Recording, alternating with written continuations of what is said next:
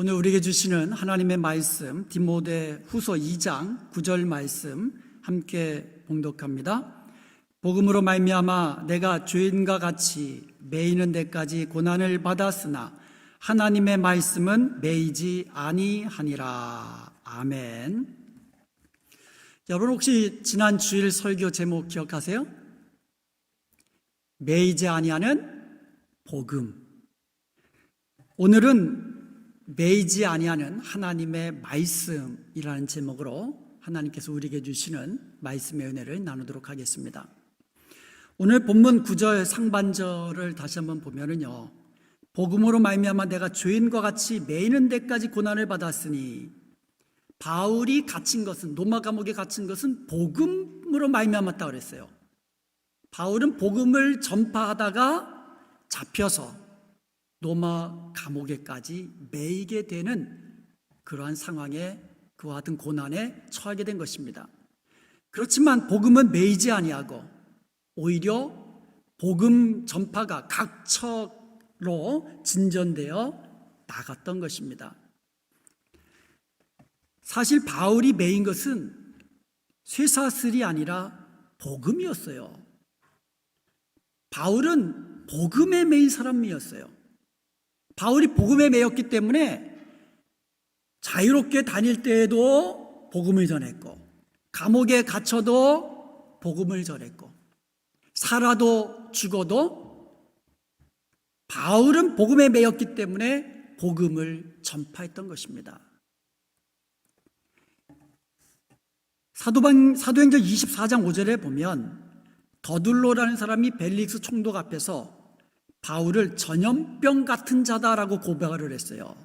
바울을 전염병 같은 자다. 여러분 지금 코로나 바이러스로 해서 지금 전 세계가 고통받고 있잖아요. 얼마나 빠르게 확산됩니까? 근데 바울을 그런 전염병 같은 자라고 그랬어요. 바울이 전한 복음은 전염병처럼 시위대 안과 시위대 밖을 넘어서 로마 제국을 복음으로 정복한 줄로 믿습니다.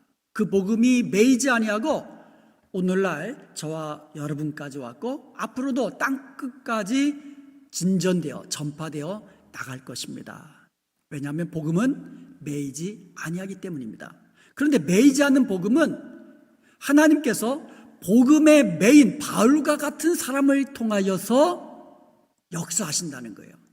복음이 매이지 않도록 하는 일은 하나님께서 바로 복음에 매인 충성스러운 그와 같은 사람을 통하여 지금까지 전파됐고 앞으로도 전파될 줄로 믿습니다. 저와 여러분이 바울처럼 복음의 매인 자가 되어서 땅끝까지 주의 복음을 전파하는 데에 귀하게 쓰임받는 저와 여러분이 되시기를 주님의 이름으로 축복합니다. 오늘 성경 본문에 보니까는요, 매이지 않는 것이 또 하나 있어요. 매이지 않는 것. 오늘 본문 다시 한번 봅니다.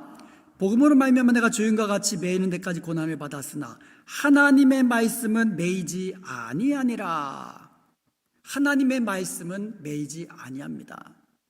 여러분 지금까지 인류 역사상 성경을 금하고 성경을 빼앗고 또 성경을 불사르고 성경을 읽고 가르치는 자들을 핍박하고 이런 시도들이 얼마나 많았습니까? 성경을 거짓이라고 주장하면서 성경을 파괴하려는 그러한 인간적인 세상적인 노력들 끊이지 않고 지금까지 왔습니다. 그런데 이런 모든 주장과 시도에도 불구하고 성경은 매이지 아니하고 오늘 저와 여러분에게까지 들려진 줄로 믿습니다. 그리고 앞으로도 성경은 매이지 아니하고 우리의 다음 세대 또 다음 세대까지 주님 다시 오실 그날까지 성경은 전해지고 또 전해질 것입니다. 왜냐하면 성경은 살아있는 하나님의 말씀이기 때문인 줄로 믿습니다. 그런데 여러분, 하나님께서는요, 복음의 매인 자를 통해서 복음이 매이지 아니하고 땅끝까지 전파되도록 하신다고 그랬어요. 마찬가지예요. 말씀의 매인 자를 통해서 하나님의 말씀이 매이지 아니하고 다음 세대까지 이어지도록 하나님께서 역사하신다는 거예요. 복음에 매인 사람을 통하여 복음이 전파되듯이 말씀에 매인 사람들을 통해서 말씀이 다음 세대로 이어지도록 하신다는 거예요. 사람들은 모두 무엇인가에 매여서 살고 있습니다. 돈에 매인 사람들 많죠. 돈 하는 사람 많습니다. 돈 때문에 목숨 거는 사람 많아요. 그리고요, 율법에 매여 사는 사람도 있고, 명예에 매여 사는 사람도 있고, 그리고 정욕에 매여 사는 사람이 있습니다. 심지어 술에 매여 사는 사람이 있고요, 마약에 매여 사는 사람이 있고, 도박에 매여 사는 사람이 있고, 이처럼 세상 쾌락에 매여 사는 사람들은 무엇인가 이렇게 매여서 살아요. 어느 한 남자가요, 고속도로를 과속으로 난폭하게 막 달려가고 있어요. 그러자 그 순간 뒤에 경찰차가 이 불을 반짝거리면서 뒤따라옵니다. 그런데도 이 사람은요, 서지 않고 더 빨리 달렸어요. 얼마 동안 경찰차와 이 추격전이 이루어지다가 마침내 서게 됐습니다. 이제 경찰이 묻습니다. 당신이 정지 신호를 무시하고 더 빨리 달린 이유가 뭐요? 그랬더니 이 남자가 하는 말, 제 아내가요, 경찰과 눈이 맞아서 도망쳤습니다. 그러는 거예요. 그러니까 이게 경찰이 어이가 없는 거죠. 아니 당신 와이프가 경찰과 눈이 맞아 도망친 거하고 정지 신호를 무시하고 그렇게 달려간 게 무슨 상관이 있습니까? 그랬더니 이 남자가 하는 말, 저는요, 경찰관이 제 마누라를 돌려주려고 쫓아오는 줄 알았습니다.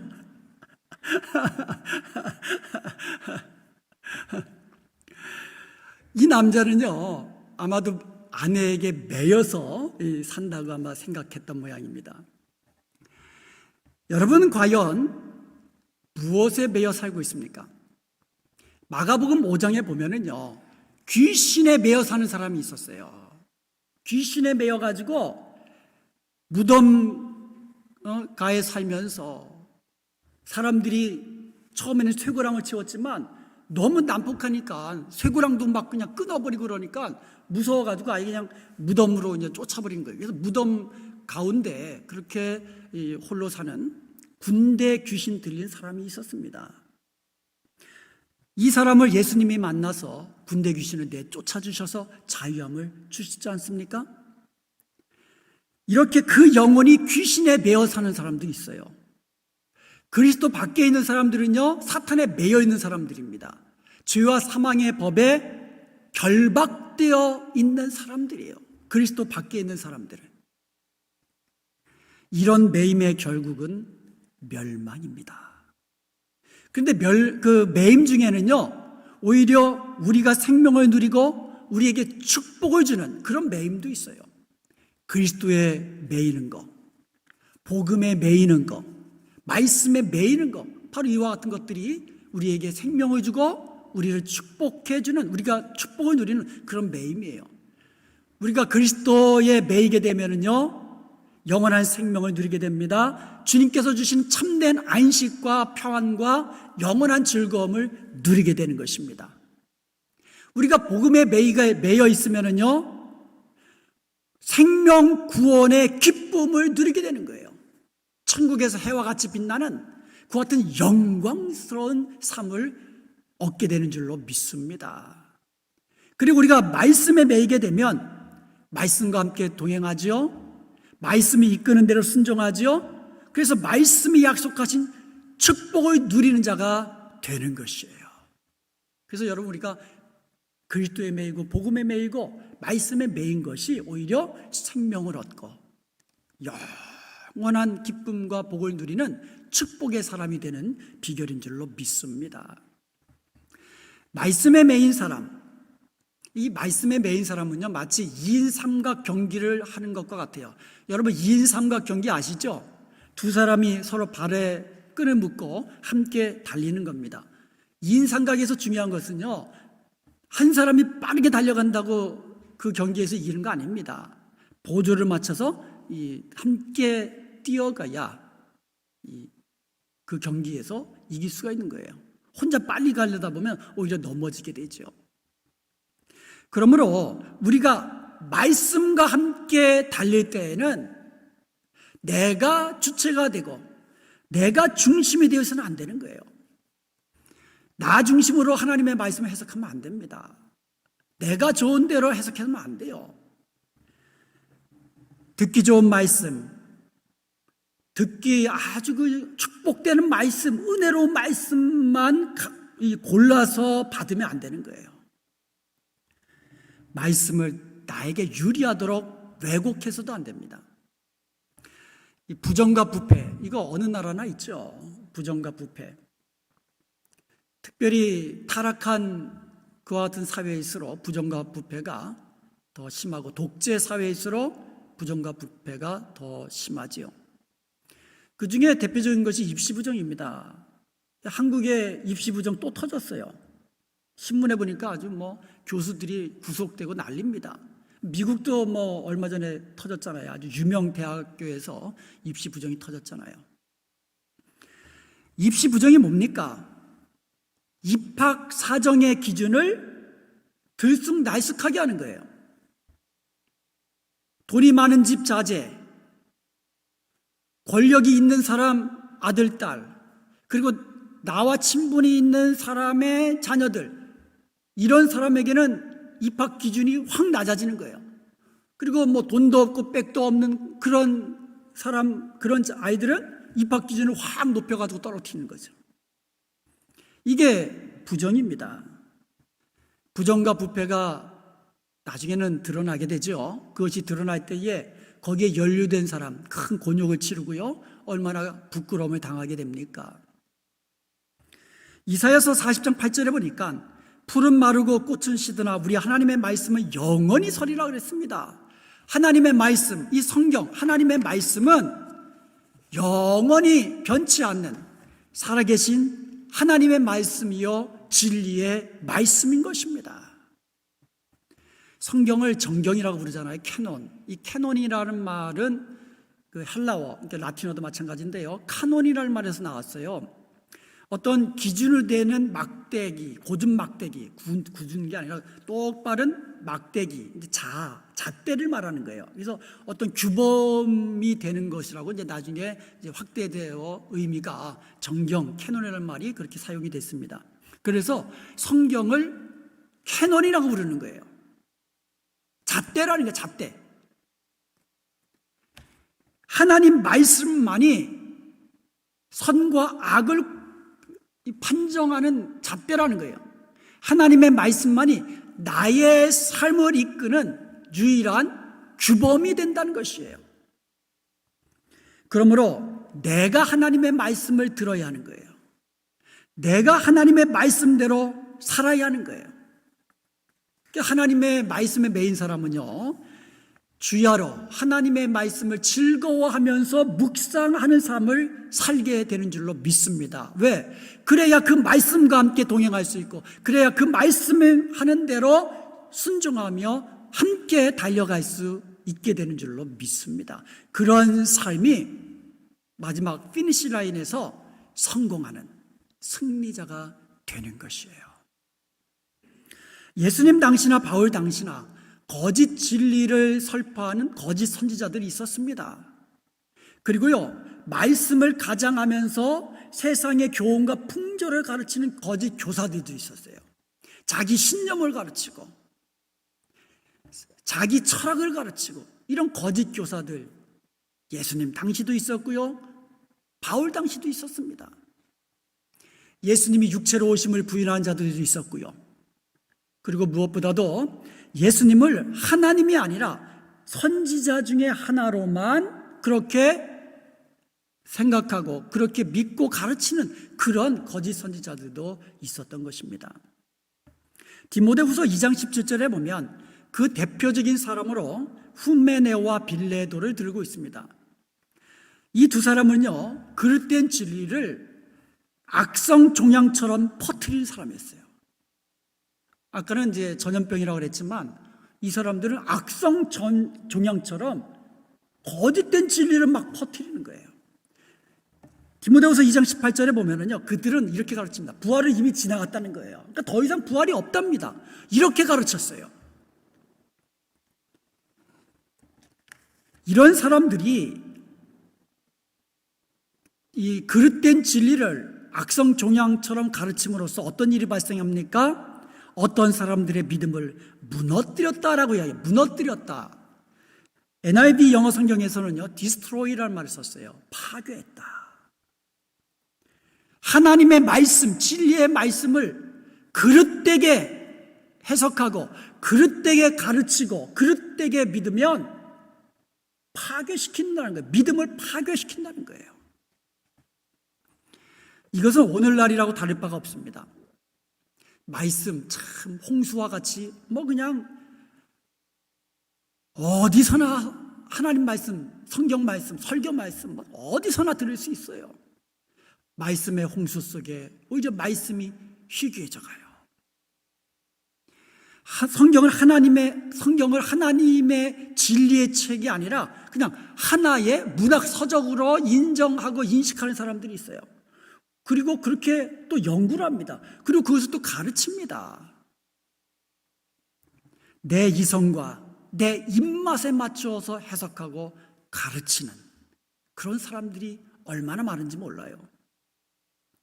후메네오와 빌레도 같은 사람처럼 하나님의 말씀을 잘못 해석하고 그리고 하나님의 말씀을 자기 생각대로 자기 잣대로 하나님의 말씀을 비판하고 판단하는 이와 같은 그릇된 진리를 오히려 오도하는 그와 같은 무리들이 얼마나 많은지 모릅니다.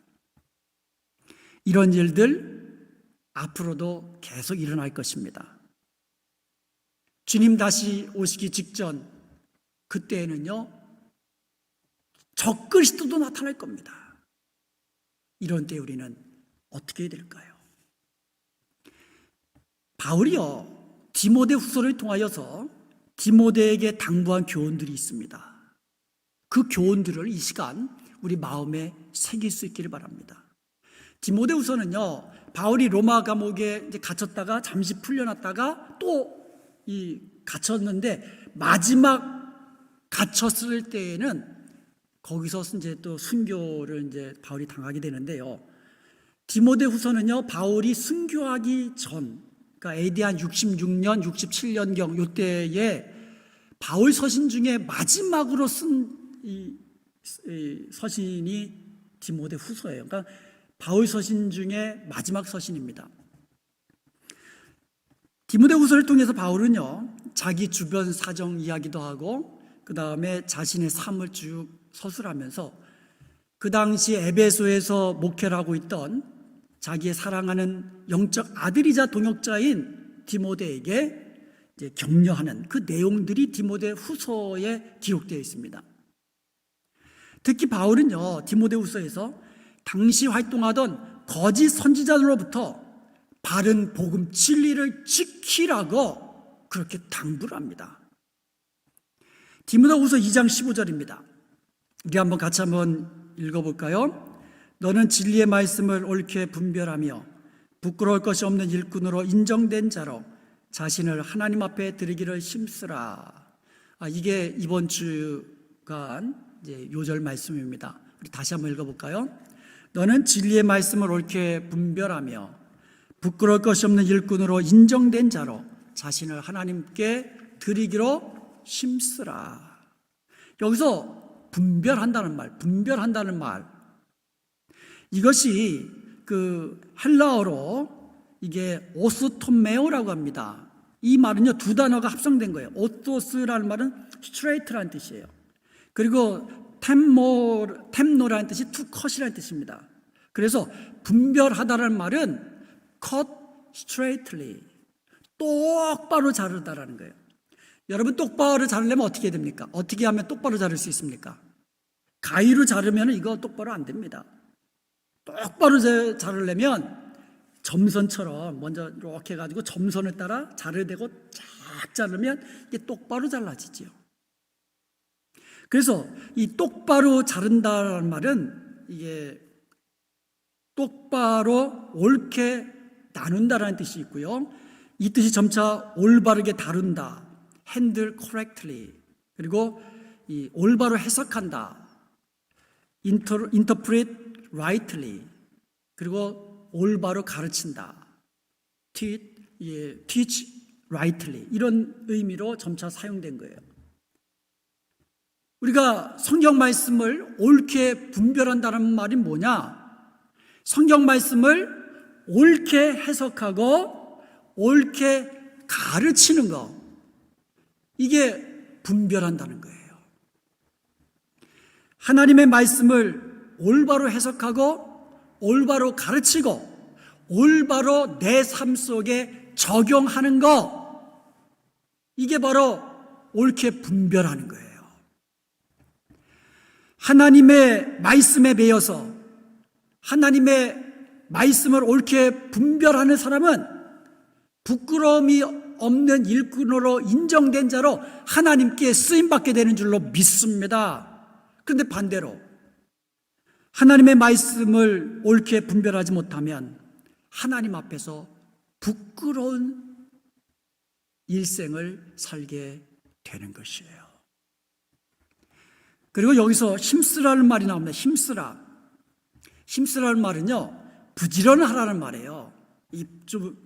우리 한국말 중에서 외국인들이 제일 잘하는 말이 뭐예요? 한국 사람 그러면 뭐가 나와요? 빨리빨리 그러잖아요. 빨리빨리 서두르는 거, 그런 의미를 가지고 있어요. 열심을 내는 거, 모든 노력을 다해라. 이게 힘써라라는 뜻이에요. 그래서 영어 성경 뉴 킹 제임스 버전에서는 be diligent라고 번역을 했어요. 부지런해라, 열심을 내라. 그리고 이 단어를요, NIV 성경에서는요, do your best라는 말을 썼어요. 최선을 다해라. 최선을 다해라. 우리는 과연 어떻습니까? 하나님의 말씀을 옳게 분별하는 일에 과연 최선을 다하고 있을까요? 저는 말씀을 전할 때요, 하나님의 말씀을 정말 옳게 분별하기 위해서 정말 애를 쓰고 있습니다. 내 말을 전하는 게 아니라 저는 이 하나님의 말씀을 정말 옳게 해석하고 옳게 전하는 일을 위해서 정말 열심을 냅니다. 그래서 저는 제 사상이나 제 생각, 설교 시간에 별로 전하지 않습니다. 오직 성경만을 전하려고 애쓰는 목사입니다. 그런데 저에게 과연 하나님의 말씀을 옳게 분별하는 일을 위해서 최선을 다하고 있습니까? 라고 내 스스로 묻는다면 아마 머뭇거릴 겁니다. 그래서 저는 오늘 말씀을 준비하면서 하나님의 말씀을 옳게 분별하기 위해서 최선을 다해야 되겠다, 이렇게 다시 한번 다짐을 했습니다. 사랑하는 여러분, 우리는 모두 하나님의 말씀에 매인 사람이 되어야만 합니다. 그래서 하나님의 말씀을 옳게 분별해서 그 말씀이 내 대해서 멈추는 것이, 매이는 것이 아니라 내 다음 세대, 또 다음 세대로까지 이어지도록 우리는 힘써야 될 줄로 믿습니다. 옳게 해석하고 옳게 가르치고 옳게 내 삶에 적용하는 거, 이게 분별하는 거거든요. 내가 먼저 그런 사람이 되어야 내 다음 세대로 하나님의 말씀 매이지 않도록 하는 하나님의 역사에 우리는 동참하게 되고 쓰임받게 된다는 것이에요. 디모데후서 2장 1절과 2절, 여기에 보면은요, 내 아들아 하면서 바울이 디모데에게 마지막으로 당부를 합니다. 그 중에 2절을 보니까 네가 많은 증인들 앞에서 내게 들은 바를 충성된 사람에게 부탁하라. 디모데는요, 어려서부터 어머니와 외할머니로부터 하나님의 말씀을 배우며 살았습니다. 그렇게 자라났어요. 그리고 디모데는요, 바울을 만나서 예수 그리스도의 복음의 진리를 바로 깨닫게 됩니다. 디모데야, 어려서부터 너가 배운 하나님의 말씀, 그리고 내게 들은 예수 그리스도의 복음의 진리, 이것을 다른 충성된 사람에게 부탁해라, 가르쳐라. 그리하면 그들이 또 다른 사람을 가르칠 수 있을 것이다. 사람들은요, 자기 자녀들에게 많은 유산을 물려주려고 노력을 합니다. 돈을 많이 벌어가지고 그거 어디다 쓰려고 그래요? 그것을 자기 자녀들에게 유산으로 남겨주려고 해요. 그런데 여러분, 가장 귀한 유산, 세상 어떤 것과도 바꿀 수 없는 그와 같은 유산은 바로 하나님의 말씀, 성경인 것을 믿으시기 바랍니다. 디모데후서 3장 15절 17절을 보면은요, 성경은 우리에게 구원을 얻는 지혜를 줍니다. 모든 성경은 하나님의 감동으로 된 것으로 교훈과 책망과 바르게 함과 의로 교육하기에 유익합니다. 그리고 그러므로 성경은요, 하나님의 사람으로 온전케 하며 모든 선한 일을 하기에 선한 일을 해낼 능력을 갖추게 해 주는 것입니다. 이보다 더 귀한 책이 어디 있습니까? 이거보다 더 귀한 것이 어디 있습니까? 사랑하는 여러분, 이렇게 귀한 하나님의 말씀을 우리의 자녀들, 또 그 자녀들에게 이어지도록 하십시다. 우리 교회에서도 주일학교 교육에 더욱더 힘써서 하나님의 말씀이 다음 세대가 하나님의 말씀으로 잘 양육해서 다음 세대가 말씀 위에 굳게 서도록 그렇게 해야 될 줄로 믿습니다. 이해를 위하여 우리가 먼저 하나님 앞에 부끄러울 것이 없는 일꾼으로 세워져야만 합니다. 어떻게 해서? 하나님의 말씀을 옳게 분별해서, 하나님의 말씀 옳게 분별하는 말씀의 메인자가 되십시다. 그래서 부끄러울 것이 없는 일꾼으로 인정된 자로 하나님 앞에 쓰임받게 되기를 위해서 do your best, do my best, do our best, 우리의 최선을 다하는 저와 여러분이 되시기를 주님의 이름으로 축원드립니다.